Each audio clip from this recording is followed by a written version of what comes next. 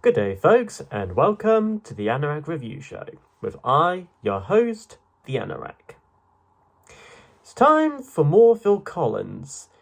This time, however, though, we're looking at two non-album singles of his released closely around the same time. Well, when I say non-album in this case, I technically mean songs from a soundtrack. In this case, for the 1988 crime rom-com Buster. Inspired by the real-life criminal Buster Edwards, who partook in the 1963 Great Train Robbery. And directed by David Green, who would go on to direct Firebird / Wings of the Apache, starring Nicolas Cage and Tommy Lee Jones. No, seriously. Same director. Go look it up. There's not a whole lot else I could say or even find in terms of information beforehand. I haven't exactly seen the film itself either. Maybe it's decent, maybe not, maybe it's just a cheesy little product of its time. But regardless, I'm not here to necessarily talk about the film itself, I'm here to talk about some of the songs made for it. But the person who played Buster Edwards in the movie, Phil Collins, of course. First, let's start off with A Groovy Kind of Love, a rendition of the song written by Carol Bayer Sager and Tony Wine and originally performed by Diana and Anita, an obscure American singing duo. The song was covered before, especially by Manchester group The Mindbenders back in 1965, but of course it was Phil Collins' version that remains the most iconic and most well-known, for better and worse. This version is a slow and synth-heavy ballad, reminiscent of a lot of other 80s love ballads, and if you're into that sort of thing, you'll like this one fine. If you're not, this probably won't be groovy for you.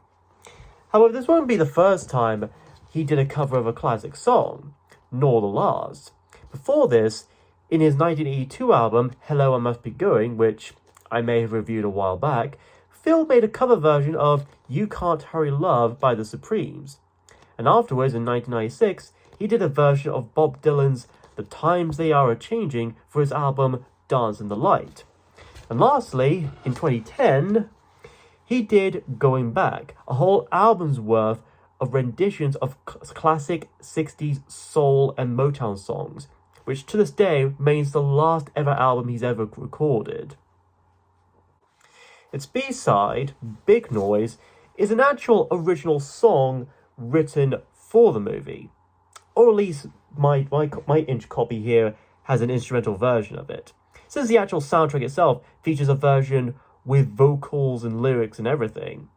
It's basically a bright and upbeat little track with some Earth, Wind and Fire style brass reminiscent of Phil Collins' I Missed Again, Peter Gabriel's Big Time, or even some of the 80s Genesis songs like Turn It On Again, No Reply at All, Paper Late, and Anything She Does.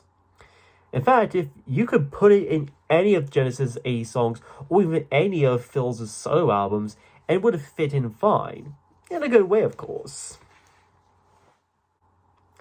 Next, we have the other single, Two Hearts. Probably my favourite of the two singles because of how catchy and all-around positive it feels.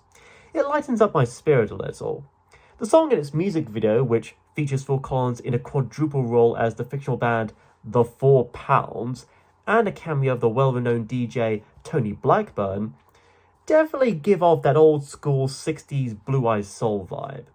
In fact, this song was co-written by Lamont Dozier of classic songwriting trio Holland Dozier Holland, who also wrote You Can't Hurry Love. So it all kind of goes full circle. In a way, I dare even say, this track kind of harkens back to Genesis' debut album From Genesis to Revelation, and may give an idea as to what Genesis would have probably been like if they still stuck to the style of that album even after 19 years later. However, as much as a hit this was, Two Hearts was very clearly overshadowed by A Groovy Kind of Love. While Two Hearts reached number 1 in only 3 countries, A Groovy Kind of Love reached number 1 in 11, I repeat, 11 countries. I guess they just preferred soft pop ballads more, I guess, but what do I know? Lastly, we come to its B-side, simply titled The Robbery. Composed by Anne Dudley from Art of Noise and performed by the London Film Orchestra, I actually quite like this one because of its mix of both orchestral and rock elements such as lead guitar and drums, but also how it shifts naturally through tones and moods without juxtaposing too harshly.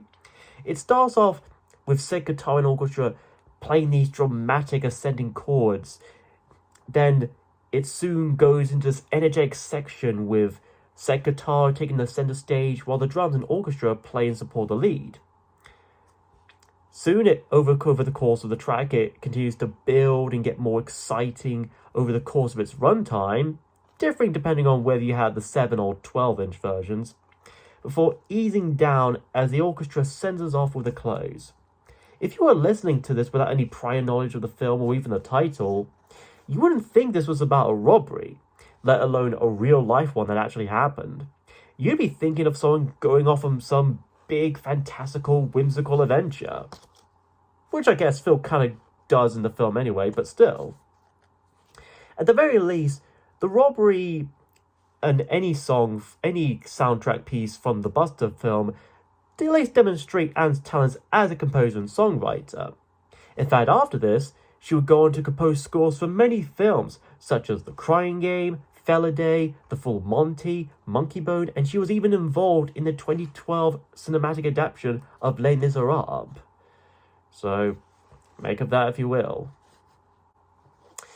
But anyways, while these two soundtrack singles may not be up there among Phil Collins' other solo songs, or even his songs with Genesis, Two Hearts and A Groovy Kind of Love are fine enough songs in their own way, if you're into 80s soft ballads and bubbly pop. The respective B-sides are very underrated hidden gems in my opinion, and are definitely getting these physical singles for. Or maybe at least just find the full Buster soundtrack if you're lucky. These songs may not be Genesis, but they are certainly living in just one mind. Next time, we continue our look at Phil Collins with another solo album of his. And don't you worry, no jackets will be required for this one. In the meantime, there's some business I gotta catch up in both Jupiter and Neptune.